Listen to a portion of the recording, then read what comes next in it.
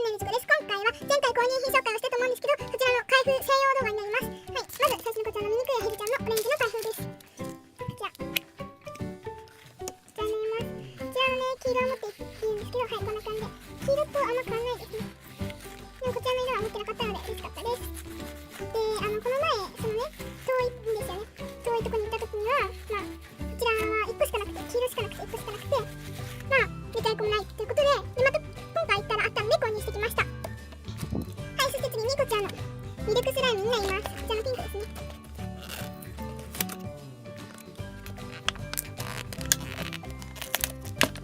じゃあ開けていきましょう。下が開いてない。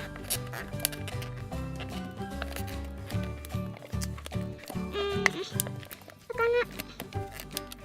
待って、開かないかな。めっちゃね、すぐそこ道路なんで通ってるんですよね、人が。はい、こちらです。開けてみました。はい、こんな感じです。かわいい。飲み物ではありません。絶対に口に入れないでくださいとかって言って、この後ろね、マークがあります。すっごいかわいいです。開けていきましょう。ここから開けるの？ここから開けるんだ。わお、やばい。うわ、すっごいベタベタ。手につくんじゃないのこれ。やばくね。これは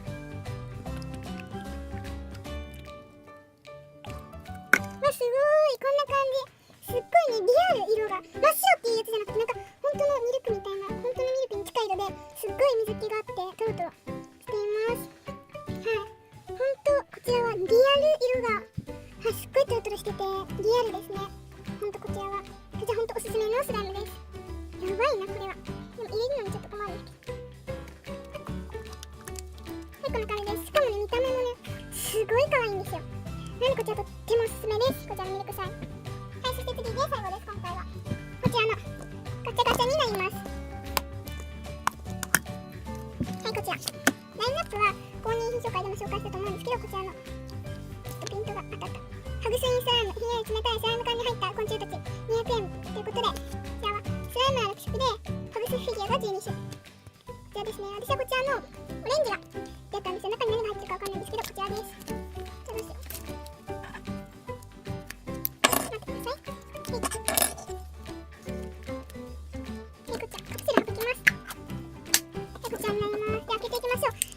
気持ち悪いの買ったのみたいな感じなんですけど、なぜかというとこういうのをあんま持っていなかったので、今回買ってみようかなと思って買ってみました。私めっちゃ虫大の苦手なんですけど、いや、虫は見ないでおこう。うわー、やだもうやだ、キモい。待って待って、いややだもう触りたくない。